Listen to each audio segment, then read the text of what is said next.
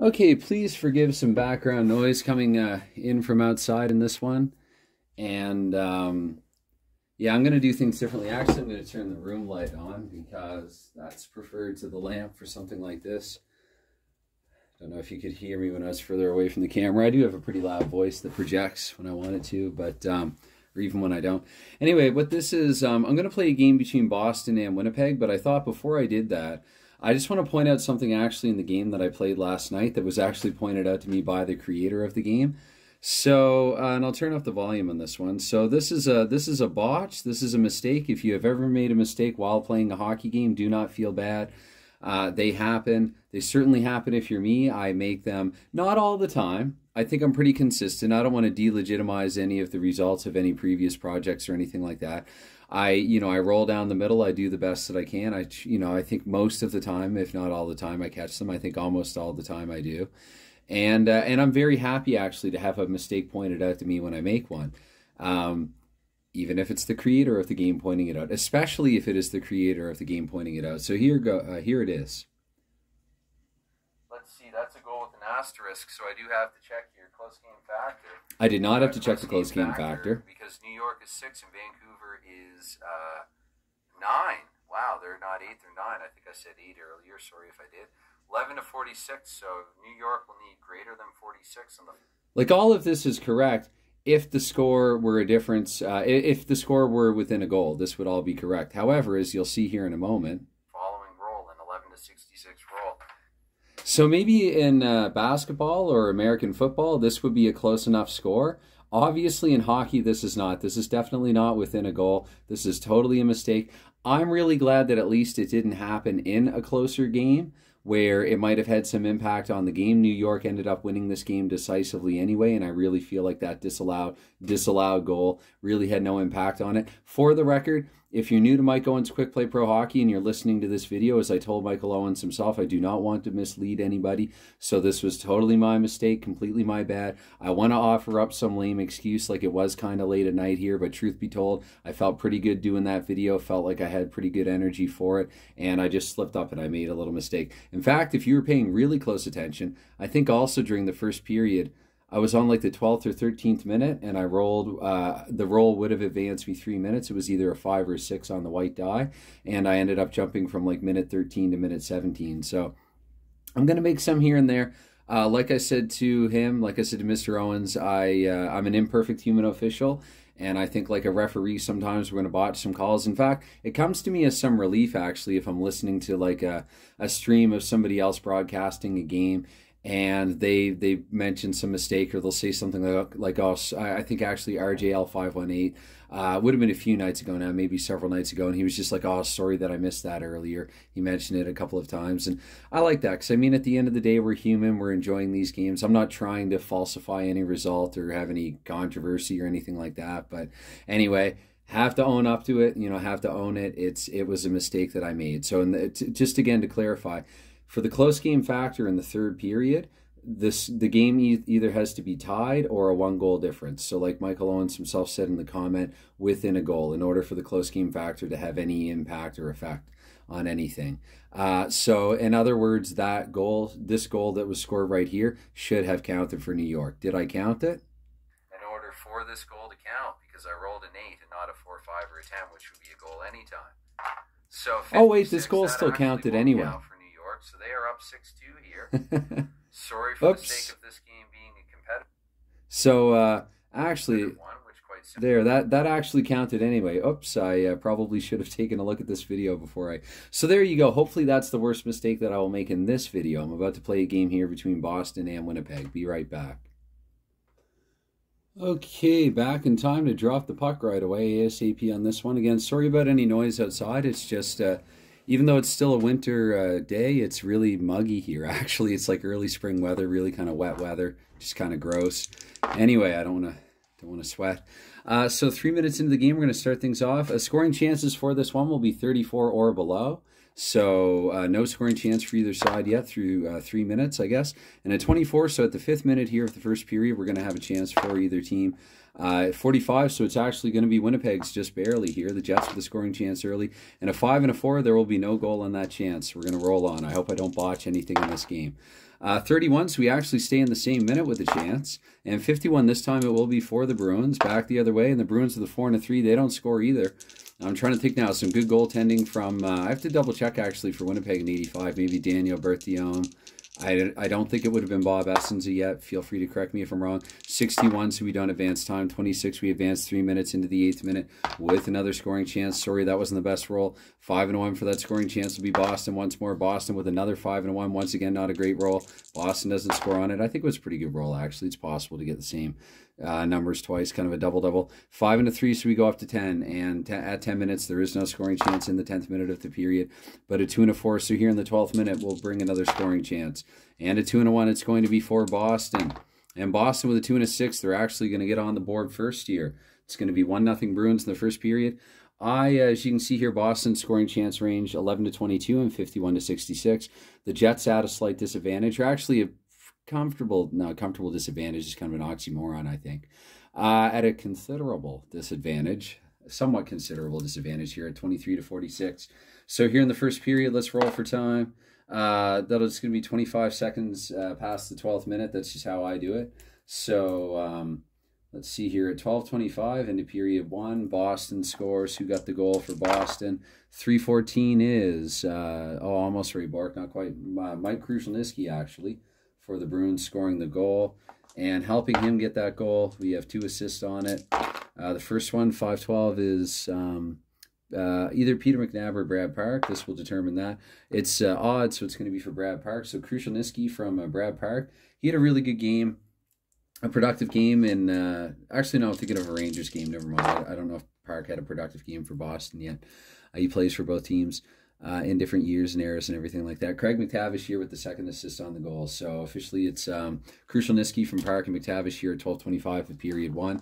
And we roll on. 14, so here at the 14th minute actually, there will be another chance. 43, that's going to be in Winnipeg's range. And Winnipeg with a 1 and a 5, they don't score on it, so we roll on. Actually, we don't.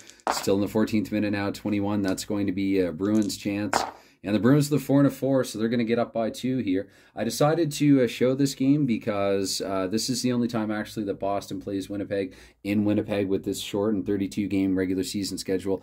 Winnipeg plays in the Mikita Conference, and Boston plays in the Howard-Chuck Conference. So because they're in different conferences, I haven't talked about that enough in these videos, I don't think. Like the Redemption League, it's comprised of 2 conferences, the Mikita Conference and the Howard-Chuck Conference, of which Winnipeg rather is a member of the Mikita, Boston a member of the Howard-Chuck. But here again at 14, let's see here, 14:24, so just under 2 minutes past, or just under 2 minutes from the moment that Boston scored the goal to open up the scoring here. And 2:11 for this goal, that will be Rick Middleton actually with another goal here in the campaign. Rick Middleton, that's at least his 2nd so far, and 4 and a 4, that'll be 2 assists on Middleton's goal. And whoops, 4-4-3, not the greatest roll. Peter McNabb with one of the assists there on that goal. And the other will go to, oh dear. The other will go to, oh no. The blue die is going 5-hole. Let's see, I got it. It didn't cross the line or hit the floor in this case. 3:52 is, let's see, that'd be Mike O'Connell there with, I think, his 2nd assist of the season. So again, it's Middleton from McNabb and O'Connell here at 14:24, and we roll on. And let's see here, 5 and a 2, so we're up to the 15th minute now.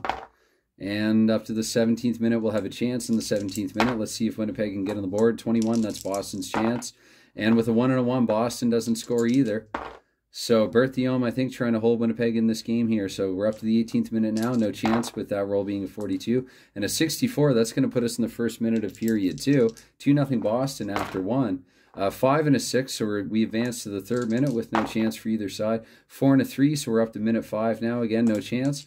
Quiet 2nd period thus far. We stay in the 5th minute with a 41 roll. 66, that's going to get us up to minute 8.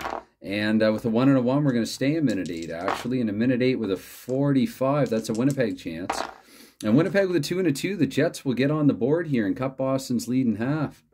It's 2-1 Jets. Let's see. I think Howard has scored in every game so far for the Jets. Call it a premonition. Let's see here. Look at that. I didn't plan that, but once I just had a funny feeling. You know, again, strange magic in these games, I like to say. So 116 for Howard, though normally I would roll for time and a goal, but I'm going to say Howard anyway. Dale Howard. So here at, let's see, that'll be 11. So at 8:11 into the second period, it's going to be Dale Howard getting the Jets on the board here. He's been kind of carrying this team on his back. A young, then 21-year-old Dale Howard had 53 goals and 130 points that season. An early career year for him. Let's see. So what did I say there? Howard 116, goodness. And assisting on the goal. 2-1. So assisting on the goal was 514 is Robert Picard. And there were 2 assists on the goal. Whoa, 626 for the second one is Bent Lundholm. Bent Lundholm. I hope I'm saying his name correct. Okay, so 8:11 into the second. And we play on here. Now it's a 2-1 game. 10 minutes, so we're halfway in with a chance. And a 5 and a 5, that's going to go to Boston. Boston with a 3 and a 3. They don't score on it, so we roll on here 3 more minutes. In minute 13, we have another chance. And a 4 and a 2 means that's going to be a Winnipeg chance. And with a 4 and a 4, the Jets managed to tie the game here in the 13th minute of the second period. Let's roll for exact time first. So at 13:07 here of period 2, it will be Winnipeg tying the game. And who actually tied it for them?